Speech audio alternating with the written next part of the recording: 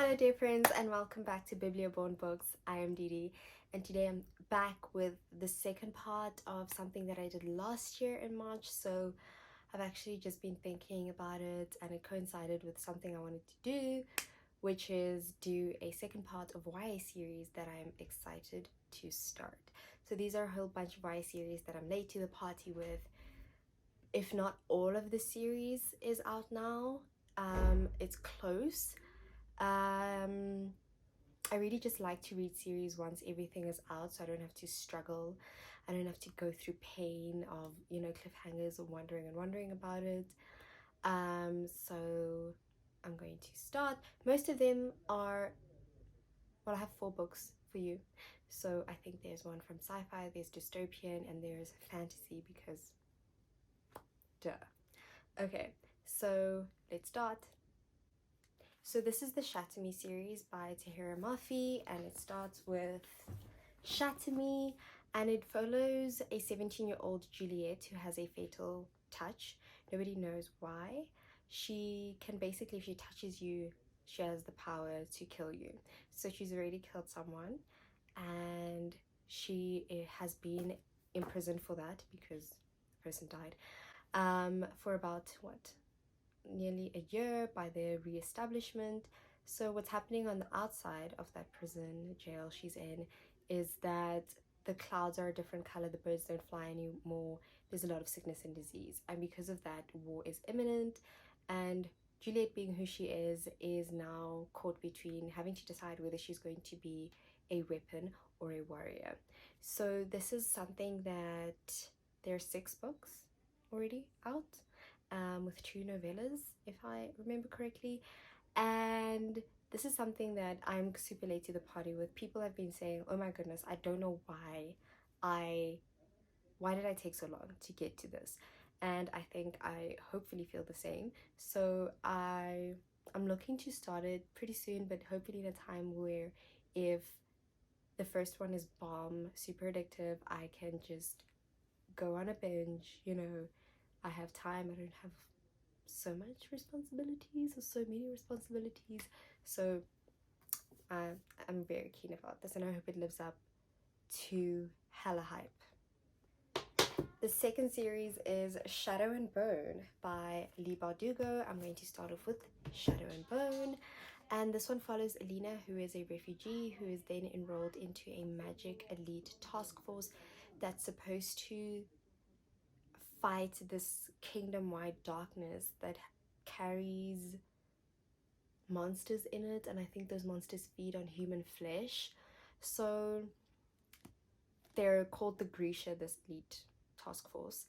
And yeah, so I'm hoping that I can really get through this very, very quickly. I was supposed to read it now in March, but it's fine. I think I have like 3 weeks before the show drops, and then I can actually finally watch this trailer that has people hella shooketh, kind of distraught.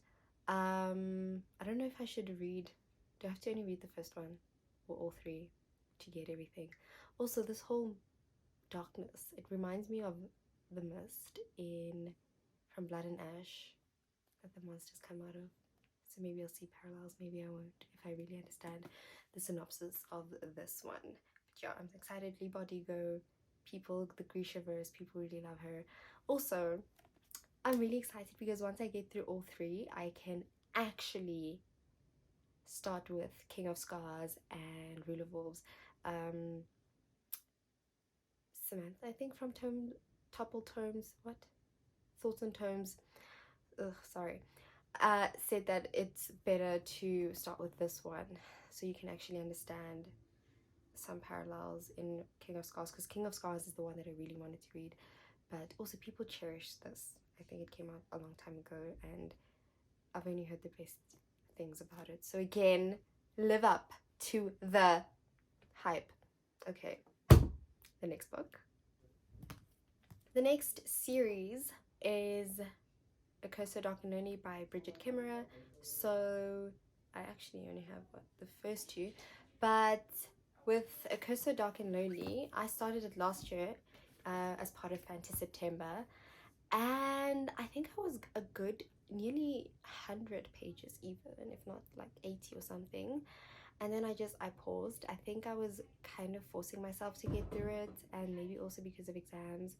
I wanted something very similar to Akatar, a good retelling, and this was at the top of many recommendations and retelling lists, so it was an instant buy for me.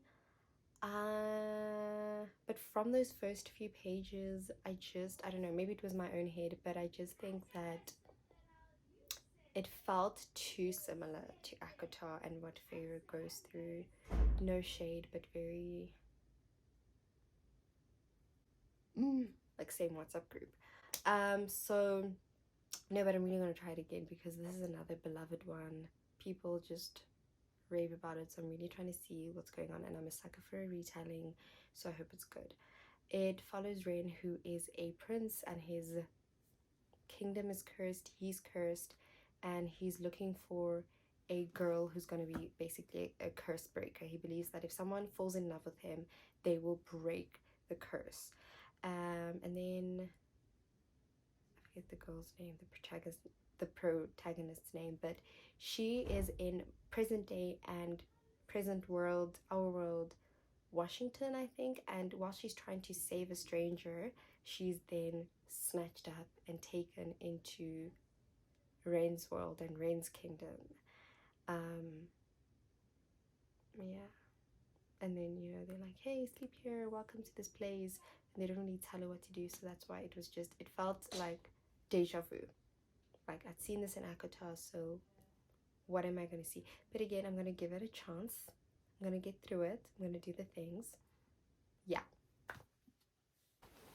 The last book I have is called Aurora Rising by the writing duo Amy Kaufman and Jay Kristoff, and it is the first in a trilogy, a sci-fi trilogy that starts in 2380 with Tyler, who is a recent graduate of the Aurora Academy, and he is going on his maiden voyage and has to select a crew. So he chooses the kind of rejects, quote unquote, the underdogs, the people that nobody wants. And this includes like a sociopathic scientist, a tech whiz, an alien warrior. And as they're in space going about, they stumble on Aurora Gillen O'Malley. I hope I said that correctly, forgive me if I don't. And so Aurora has been in cryptosleep for the last 200 years, and she's basically the catalyst for a war that was always going to happen. So drumroll, drumroll. I hope it's got a lot of banter and it's going to be super funny. From what the synopsis says, I think that's going to happen. It says, they're not the heroes that we deserve, just the ones that we could find. Nobody panic. So it reminds me a lot of Guardians of the Galaxy, just this ragtag misfits put together, come together, and they go on intergalactic adventures, and they basically find their family while kind of fighting for the greater good. So we'll see.